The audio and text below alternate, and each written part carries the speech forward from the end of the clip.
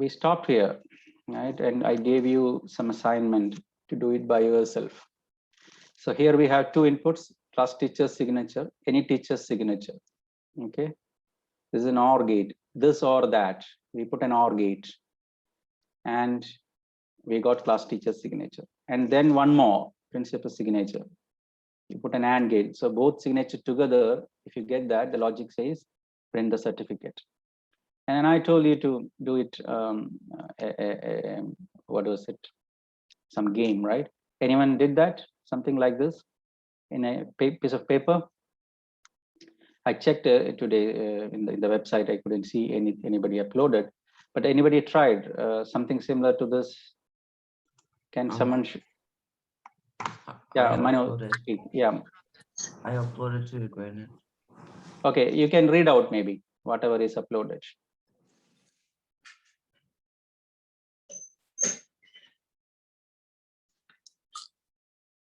Can you read out that? Yeah, I'm opening it. Yeah, what was it?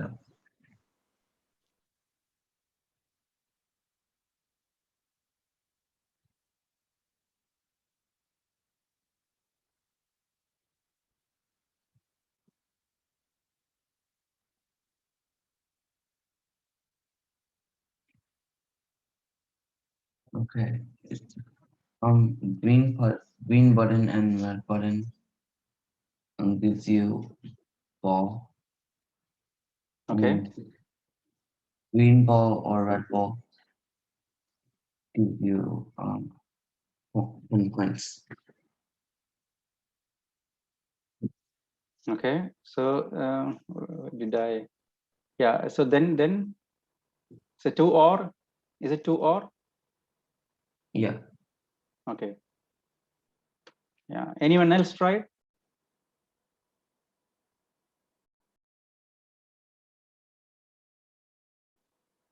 Do we want to draw it? Someone want to draw it on the board? Or let me see if I have done this.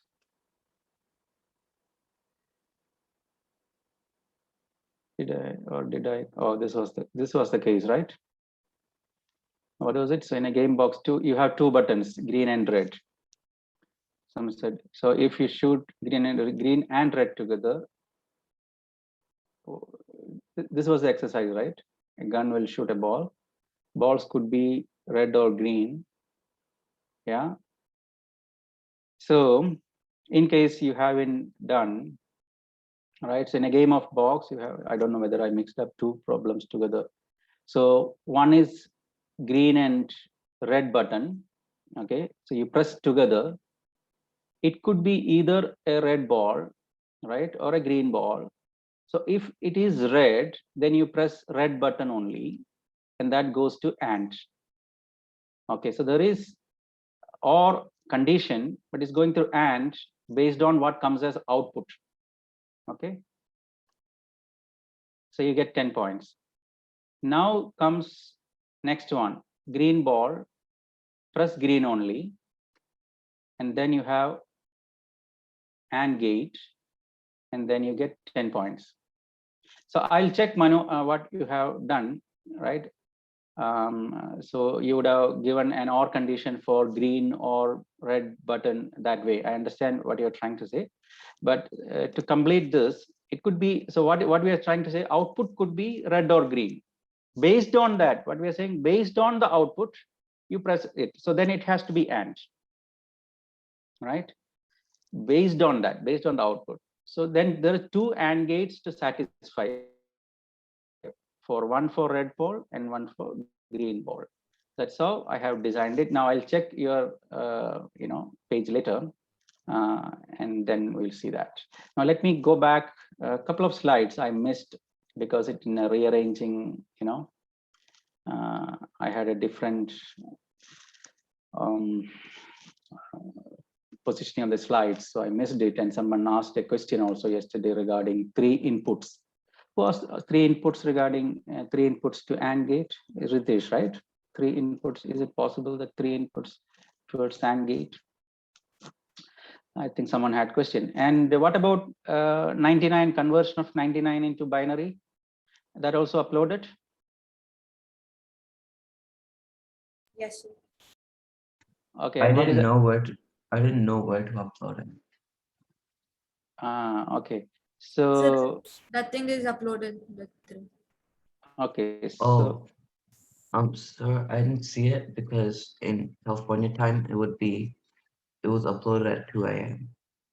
okay, you can do I it. You didn't can see do it. it today also. I mean, it's okay.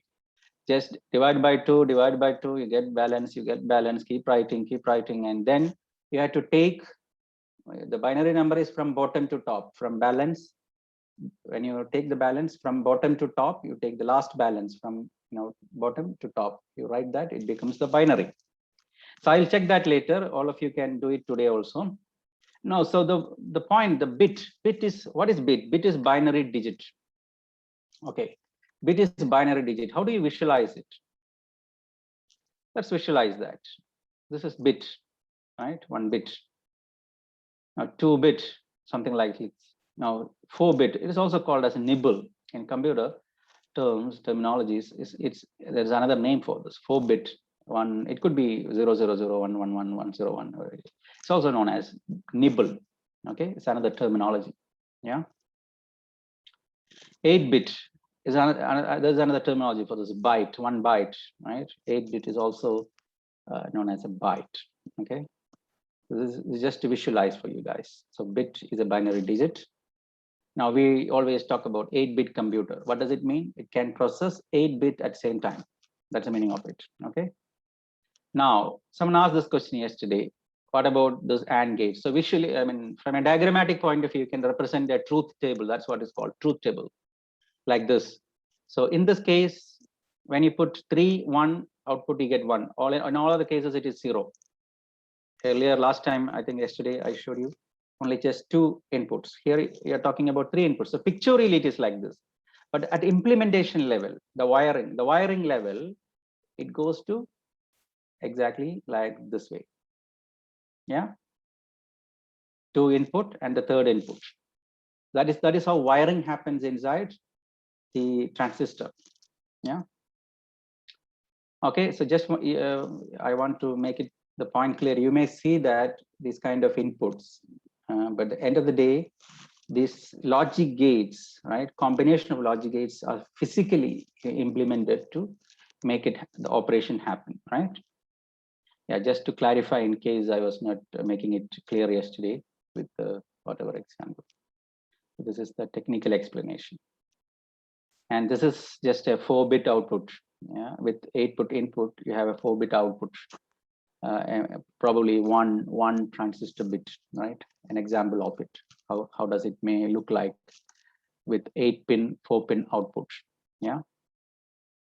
Now there are different processors, and there are different rationales for calling 8-bit processor, 16-bit processor. As I said, if 8 bits are processed at the same time, it's called as 8-bit processor. Same way, operating system is also developed in sync with this processor. So these days you have 32-bit operating systems and 64-bit operating systems.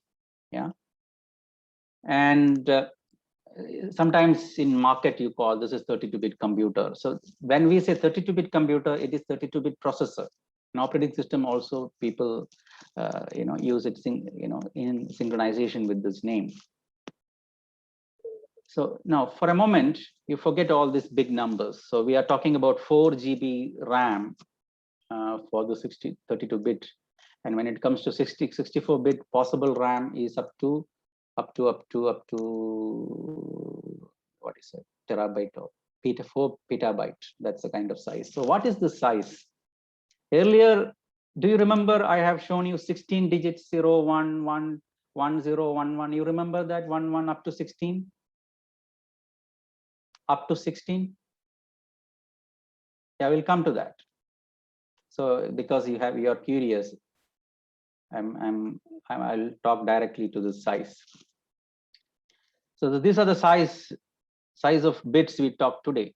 Bit to Googleplex, bit to Googleplex, bit, nibble, a byte, kilobyte, megabyte. You can see the conversions: gigabyte, terabyte, petabyte, zettabyte, or yottabyte. Some of the names are new to me as well. That's the kind of size it's going, right? And then, so this is how it looks like, the number of, you know, the zeros or the bytes to just to get the quantities of bytes. And then someone asked, quintillion, 1 with 18 zeros. Just look at that. Million, 1 with 6 zeros. Billion, 1 with 9 zeros. Trillion. Now see this short scale to long scale. See this? And Google. So this is the kind of scale when we talk about data these days, right? From a bit to a nibble to a byte to kilobyte. That's the kind of size we talk about these days. These are new names. Some of these names are really new to me. Okay. Google and Googleplex. I think I heard up to an octillion a few years back, and this Google and Googleplex is new, 1 with 0. So you might have heard even before me, actually, because you're a new generation. So some of the things, you know, is new to me as well.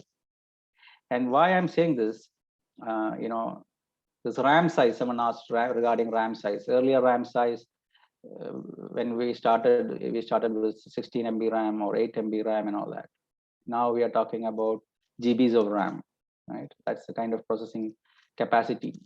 Now, just to bring you that thing into your mind a bit more, on from a scale of numbering binary, just to connect that, I'm giving this old slide, I mean earlier slide one more time. So this 16, you have how many binary, how many bits you have here? If you look at that, how many positions you can operate? Up to four bits, right? Up to 4, or maybe here up to, if you look at ones, if you include 16, it is 100, this is a 5th bit. But if you take 0 to 1111, it is 4 bits. 4 bit. Now, what is 16? 2 raised to 4. 2 raised to 2 is 4. 2 raised to 3 is 8. 2 raised to 4 is 16. Right? 2 raised to 4 is 16. 2 raised to 8. 2 raised to, it goes like that in the power of, you know, you take the power in terms of 2's power. That's how the RAM size get, that's the kind of RAM size. If I say this, if I take this as RAM size, so up to 4 bits you can represent, 0 to 111, or 0 to 5 bits you can represent. So up to 16, that is the limit, right? This is a small one, if I just for your understanding. So when it is 32-bit processing, 2 raised to 32. When it is 4, 2 raised to 4, up to 16, right? Up to 16 locations. Up to 16 locations, you can have the memory, 2 raised to 4. If it is 8-bit processor, 2 raised to 8. If it is 16, it's 2 raised to 16. It goes on like that. So now these days, with the 64-bit computing, which came 5 years back, or I don't know how many years back it came, 64-bit computing is the latest one, right? So it can go up to what? So there is a limit. What I was trying to say is there is a limit for the RAM, for the main memory, there is a limit. This limit now is up to 4 petabytes. Okay, it's beyond our kind of imagination. So all I'm trying to say is this RAM has certain limits based on this processor configuration and register bit calculation, whatever be the processor and even the operating system, you know, at times. That's why sometimes, you know, in old computers, 10 years back computers, if you want to install new operating system, it may become slow because it is not compatible. That's the point I'm trying to come into. Sometimes we load a new operating system. I did that mistake. That's what I'm saying.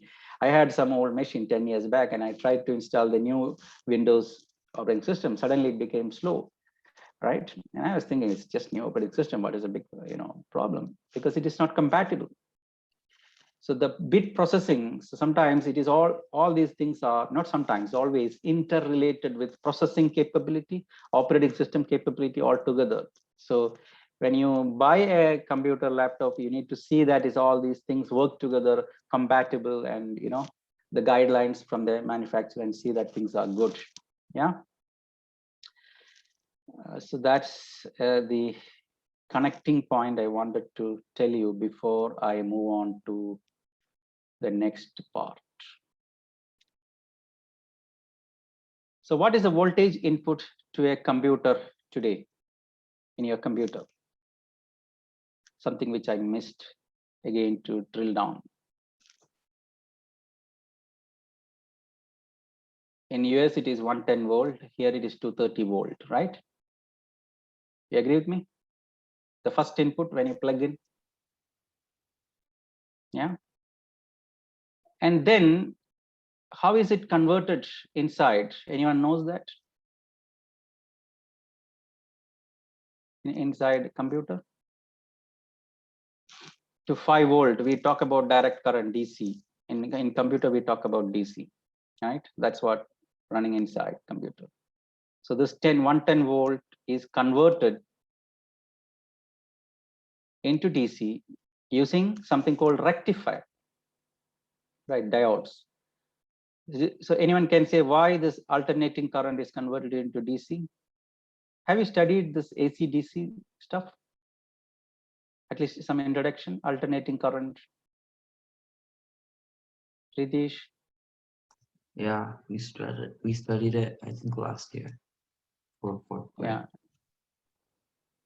Like, So yeah. why AC is not used? Why AC is converted into DC inside a computer? Someone can just guess it. Maybe preliminary answer, some high level answer. So you have 110 volt. Here it is converted into 5 volt DC. Everything is there in Google. If you search, you'll get answer. So how it is done, right? With a device called rectifier. How does it happen, right? So AC is something which varies, right? Alternating current. Yeah. So to reduce that error, chance of error, to locate, earlier I mentioned about converting into DC and identifying it as 0 and 1, we are using binary. So to assign that value 0, 1 or volt on off, we convert into DC. That is one point. Second point, there is no variance. There is no, the power doesn't come back. It's just controlled into one direction. There is no coming back. So if it is AC, there is variation. At the same time, there is a bipolarity. Here, we are talking about controlling the current in one direction using something called transistor. Okay, using something called transistor, and everything inside computer IC chip is a transistor. Why should we control this flow with a transistor? That's what happening inside. This flow should be controlled, right? So that's what's happening inside these integrated circuits or transistors. Transistors are chips or amplifiers, right? What we call as logic gates, and these logic gates are physically developed using a device known as transistors. So rectifier point is basically converting our power to 30 volt. It's very high power that is converted into small. We are talking about micro integration. If it is higher voltages, right? It's not basically even a small variation can cause error. You will not get the right answer. You want to send 1 to someone, you get something else because it is varying, voltage is varying. So use rectifier to have DC. Now all that DC current is coming inside, and then those logic gates, right, are physically developed using a device known as transistor. Yeah. And the transistor is a semiconductor device. These are the connections. We talked about semiconductor, silicon, right? This is all silicon. Why you call Silicon Valley, right? Everything inside this is silicon, or maybe gallium and germanium is also there. So transistor is built up with a silicon semiconductor device, right? And that device has some power. Semiconductor has some, there is certain properties, and that property is utilized to switch the current, to control the current inside computer, inside integrated circuit to control. So transistors are basic building blocks of modern electronics. So what are the things we say about modern basic? We talk in many lines.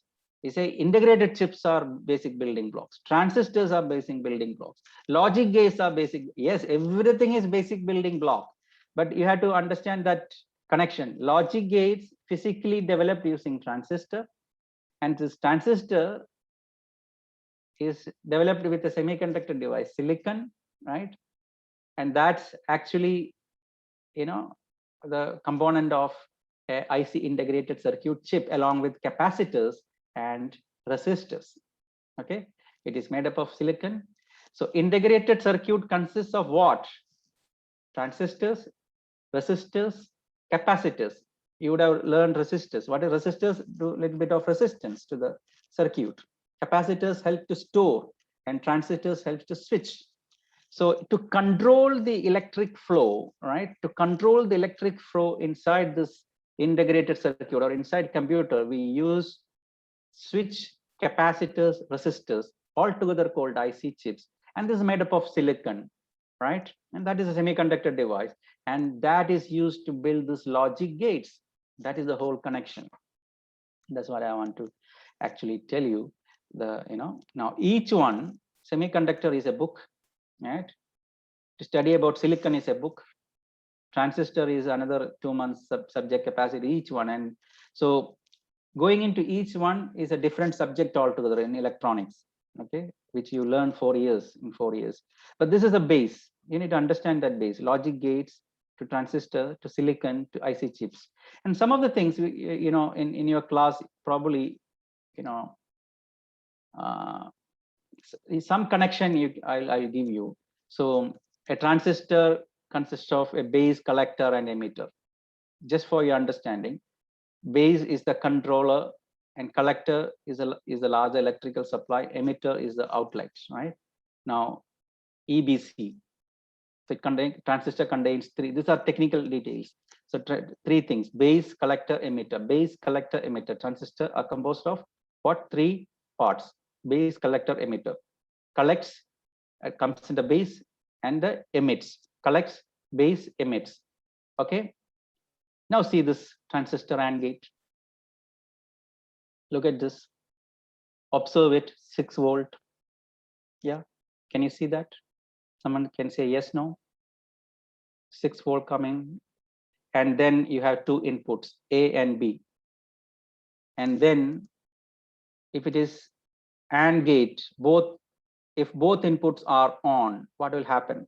Both are on means 1, 1, right? 1, 1. And what will happen? The circuit, it will go through that and you will get output 1, right? Assume that out of A and B, B is not touching. B is not touching. Will it go? It will not go, right? So this is a serial connection. This is actually a serial. So AND gate is in a way a serial connection. If you have learned that in alternating current, or when you learned electrical part basics, there is something called serial connection and parallel connection. So an AND gate is in a way is a serial connection, whereas an OR gate is a parallel connection. Now look at this. Let's observe this. A and B. A is an input, B is an input. I'm applying a power there. A, 1. On means 1. B is, for example, here I'm giving a 0. So 1, 0. What should be the output? You should get 1. Now see that line from A, that emitter of A is bypassing and going directly to output. So that when you have 1, it goes 1 directly there. It is not going through B. So it is a parallel connection, right? So even if it is 0, output is 1 because it is an OR gate. So here you have AND is more like a serial connection, connected in line. It's connected. See that A and B is connected, whereas in OR gate it is more like a parallel connection. So from the source, one is directly connected here from A. It is directly connected to output source A output, source B output. So it's like a parallel connection, and that is how these are wired. So I'm telling you some 50 years, 60 years back, a transistor kind of explanation, right? For something called field effect transistor. These days we have something called the MOSFET, metal on semiconductor, MOSFETs. So this is just for explanation purpose. This is how the circuit will work. There is NPN, PNP junction, NPN junction. So MOSFET, transistors and all that. So different types of transistors, bipolar transistor. These are different names for transistors. So that's a huge topic. But to connect with the logic gates, I gave you this example, right? How logic gate is built using transistor. What is a transistor? It's just 3 components, a collector, base, emitter, right? And this just controls, it's switch, right? So if you look at A, it's just switch from source, it comes and then A, so you touch it, it connects, right? B, that means A is on or off, right? That's the meaning of it. A and B, that's 2 inputs, on or off, power on or off, 2 inputs. So that way, I was trying to connect logic gates and transistor. Now, learning transistor as a NPN junction, PNP junction, MOSFET, that's a big one book, right? So I'm not going into that. I'm just trying to connect logic gates with transistor. Okay, so you understood this part?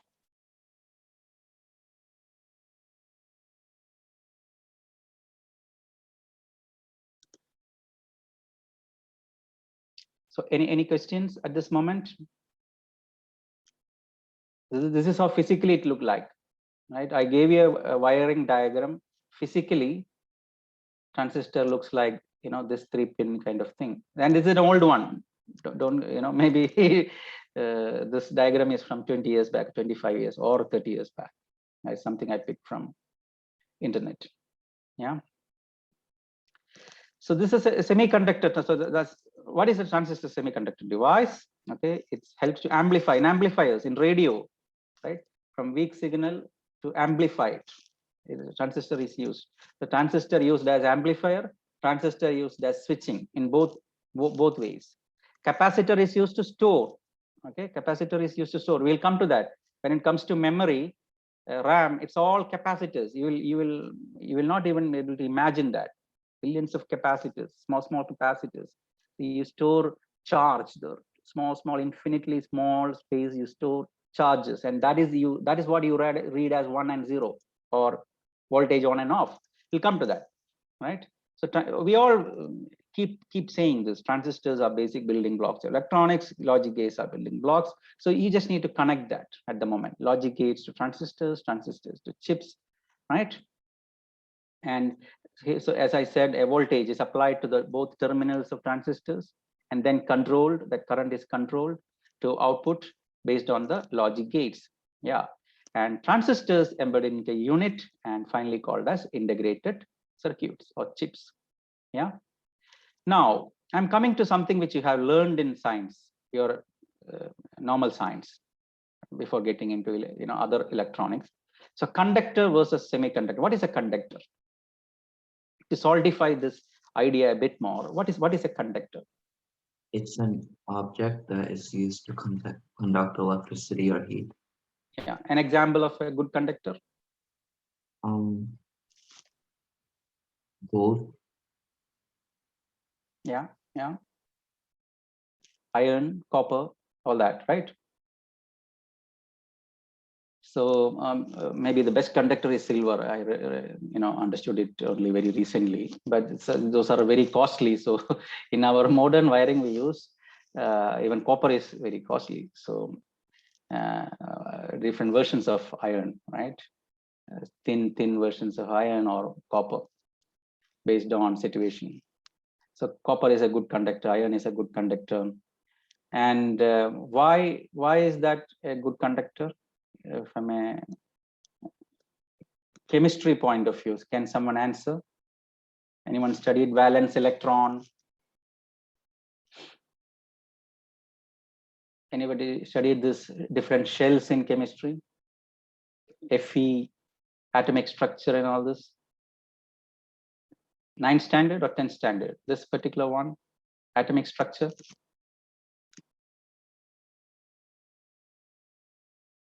You studied this? Or was it very boring or was it very complicated? Can someone answer this? Have you seen this? Electrons, atomic? I think it's because the electrons are able to move. Yeah, valence electrons. Electrons in the outer shell, right? Yeah. So, Ridish, have you studied this in your syllabus? Sir, no, sir, I'm still in 7th. You are in 7th. Angelina, have you studied? Yes, sir. So you are aware of this valence electrons, right? Yeah. And different shells also, SPDF and all that. Is it in that way you have studied or just shell? No. Okay, Shells. okay. Only just shells. And Only to shells. So yeah, I mean, maybe in the next +1 or +2, maybe you'll learn SPDF. Okay, so if it is 8 octet, that's called octet, 8, that's balanced. So outer electron, outer valence shell, it is 2 means, the chance of moving valence electron or free electron is very high. So to conduct electricity, iron has, this is iron, it's just 2 and not 8. 8 means it is very, it's like insulator, right? So if you look at atomic table, you go at any point, maybe after the session, you can go and refer atomic table. You can see all insulators. All insulators have, mostly the outer electronic shell as 8 or, state of 14 or so, complete. It basically that last part is complete octet. When it comes to conductor, the last part is maybe 1 or 2. So that can move fast, right? That can conduct, right? So that movement of electrons, what is electricity? That is movement of electron, isn't it? Electricity is electron flow, right? So the last if there is a valence electron, the movement of electron is faster. That is all. If you understand that fundamentally, that movement of electrons, that's electricity, and for iron it's faster because outer electric electron, that shell, that's only 1. The chance of losing it, chance of going up is, attracting it is faster. That's the meaning of it. But what is semiconductor then? Semiconductor doesn't do that, right? Semiconductor is something like this: silicon, carbon, germanium. What is there in silicon's outer shell? Why silicon is called semiconductor? Because it's in between a conductor and an insulator. Yeah, exactly 4 electrons. Count that. Just count that. Last circle, last shell. That's just 4. So 8 means stable. 1 or 2 means it can, it's free. It can move faster. Whereas semiconductor, it cannot go this side. It cannot be an insulator nor a conductor. Somewhere in between. Yeah. Somewhere in between. And that is the reason why we are using silicon as switch, because it can switch, right? It can switch. It can alter the property, right? If you change a little bit in that outer shell, right? In the outer shell, if you do a little bit of doping, there is something called doping. If you dop it, it can become 3 or it can become 5, and it can get that conductor property or insulator power. It can switch. To switch an iron is difficult. It can move, it can conduct, but to switch is difficult. But silicon, you can switch. Conductor ion is always conducting electrons. The energy required to make that one as a semiconductor is very difficult. To switch, to make that as a switch is very difficult because that is a conductor. But in the case of semiconductor, it is exactly in the middle. It has that property with this property. You can do a switch. How do you do that? How do you make that semiconductor as a switch? By doping, by putting some impurity, something called phosphorus or boron, or some elements like that. Then you can alter the property of the semiconductor, right, to make it to just to push that ion, what do you call electron for once, and then stable, then push, like that, based on our need, to one direction, right? Conductor means it can conduct to any direction, but here it's just push to one direction based on our need. We are applying a switch using that gating, using that gating approach, right? Gating and doping is synonymous. Doping means adding impurity, so that is what is gating. NPN, PNP. So those are gating, and that's what it makes this particular thing as good for transistor, to make it a transistor device. Okay. Look at metals, semiconductor, insulator. Look at that gap between semiconductor versus an insulator, right? Filled versus empty, So if it is metal which is of conducting thing, that gap is there is no gap, it's more like overlap, right? The atomic structure, within that atomic structure, is not that loosely connected, right? It attracts. So we are talking about inside atomic structure, right? So but when it comes to here, semiconductors, there's a small gap, right? Small gap to shift when you combine. It's a small gap, whereas insulator is a large gap. It's the possibility of attraction, the possibility of the conduction of electricity when you combine is difficult, or the energy required is very, very high. So you can't have those things wired into computer. The question earlier we started with, we need semiconductor stuff itself to make switches, to have this micro, very large integration. We are talking about VLSI, VVLSI, and all that, right?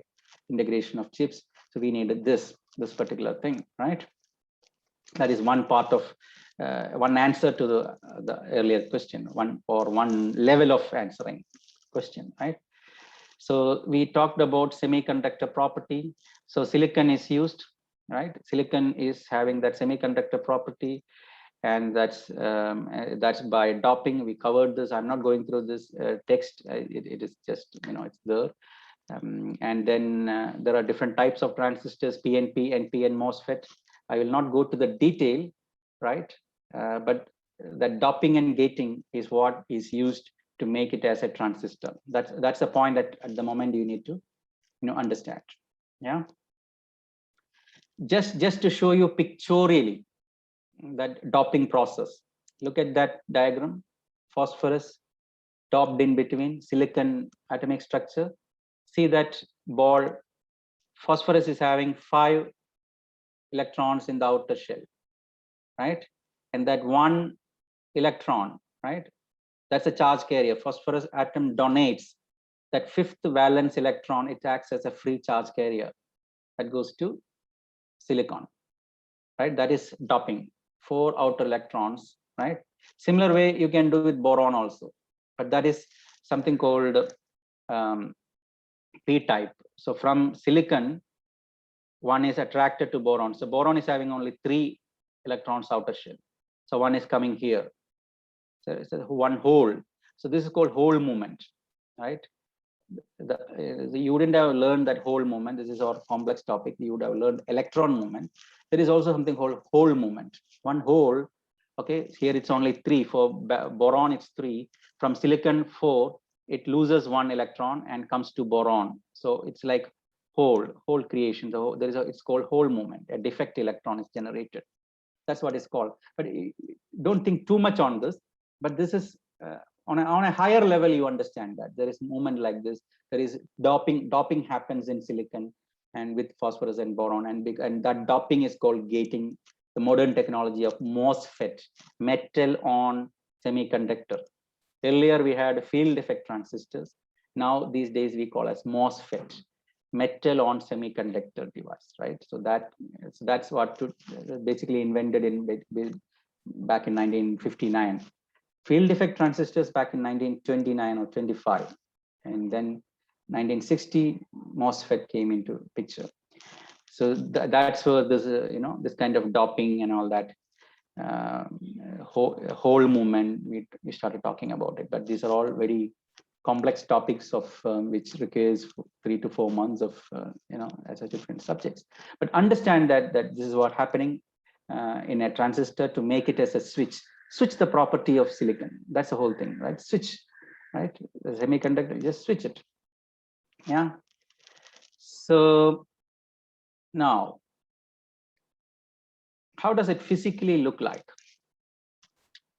This is a 32-bit chip. This is how physically inside a computer. If you open a computer, I have opened it 20 years back, right? Then I stopped opening it. This is how it used to look like, 32-bit. So there may be, sometimes 32-bit pins or 32 pins to show that. And this is a motherboard. And these days, these are printed circuit board. The circuits are printed. Yeah, you will not be able to imagine that many millions of circuits with, with the carbon lines, dotted carbon lines, right? These are 8-bit chips, 16-bit chips. So you can see 8-bit chip, 4 pins on the left side and 4 pins on the right side, 16-bit, 16, 8 on this side, 8 on the 8 legs other side. So these are chips, and these things are getting, you install in this motherboard and then connect with this printed circuit board. These are circuits, minute circuit. This is some carbon lines, right? So the power goes through that, right? Our electron movement happens through that. A whole movement happens through this printed circuit board. I'm trying to magnify it, taking an image from internet. And if I again magnify, this is how it look like. If I expand a bit, one part of it between 2 chips, that line goes like this. This is some kind of carbon powder, right? So these are called printed circuit boards. This is what the actual chip hardware looks inside a laptop or a computer which you are using today. Okay. And this is all together physical motherboard in another view, just like you have a city, right? Towers and all that, So medium-sized chip, big-sized chips, small-sized chips, all this in billions, right? That's micro kind of installation or printing happening. Earlier days, it was not. So printed circuit board started back in, again, 1930s, but that integration, it became micro, and very large scale, very VVLSI and all that back in 80s, 90s, and in this last 20 years. And it is still going on and on, right? So where did we start? Computer, right? Computer has motherboard inside, chips, integrated circuits, which is actually resistors, capacitors, inductor, diode, and all that devices. Yeah. There are some, these are also called as, these chips made up of, the silicon part is also called as wafer, right? It's like a wafer biscuit. It's a small piece, right? That silicon chip. It's also known as wafer. And we talked about doping. It could be N-type or P-type. N-type and P-type means negative or positive. Negative type, positive type, right? Negative type silicon, positive type silicon. We talked about hole movement. Hole movement is positive type. Electron movement is negative type. So both has its advantages and disadvantages or different applications. Okay, I'm just introducing those things. Okay, these are the terms you may come across, but explaining that is a detailing part of it. And then you talked about logic gates inside this, and logic gates into binary, and binary into voltage. So this is a whole connection. Okay, you have a voltage on and off, you have binary, you have logic gates, you have integrated circuit, you have chip, and all that, right? Now comes how binary data is stored inside RAM, right? How binary data is there in the my slide. I didn't hide it, but this is again the capacitor part.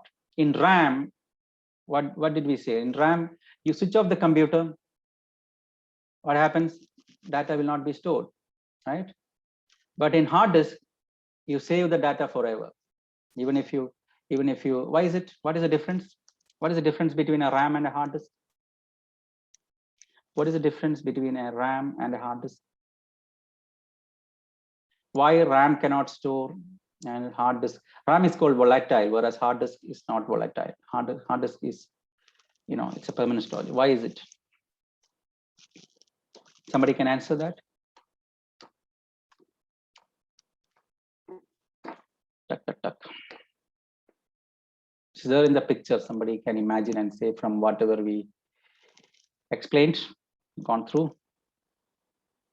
RAM is a volatile memory. Yeah, tell me, Manu. This RAM is a primary source and hard disk is a secondary. Yeah, it's primary. That's the definition of it. But Sir, is it because like a hard disk, even when the computer is switched off, it will store the memory, but in RAM, after the computer is turned off, it won't the memory just disappear. why is it? Why hard disk it is stored?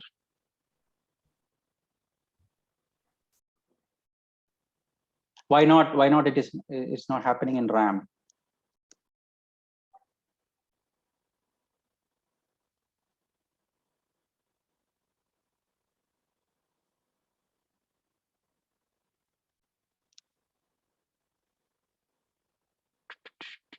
Somebody can try. Because hard disk stores binary data through microscopic magnetic lines. But I want you to read that instead of me saying it. But a RAM stores it through capacitors, and capacitors have electrons. But then these electrons need to be charged, and they can only be charged when the computer is switched on. And if they are not charged, the capacitors will be empty, and then the data stored in it will vanish. I mean, will disappear. Exactly. So that happens in the integrated circuits, right? During that process of charging and switching, charging. So in that capacitors, you see the right side, something similar to that. Each holds, and it, each microscopic spot is charged on, off during the process. And during that process of computing, it is there. The moment you switch off, it is gone, right?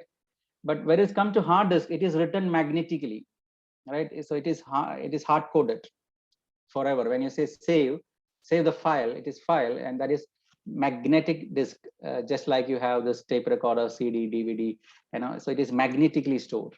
The other one, it's through that process of integrated circuit, through that process of charging and discharging, charge the spot capacitor, charge that capacitor, it's doing like through this, using this switch.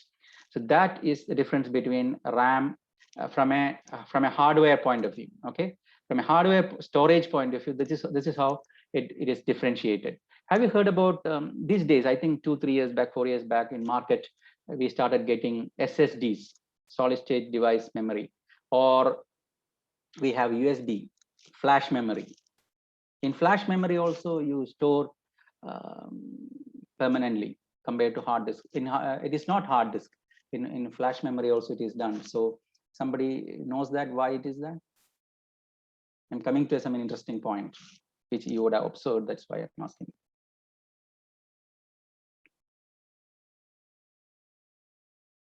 Flash memory, USB drive. USB drive is not like our magnetic stuff. It's a different thing. So the flash drives or USB drives, what you use is again, right? It's again NAND transistor, NAND gate, right? It's NAND gate, right?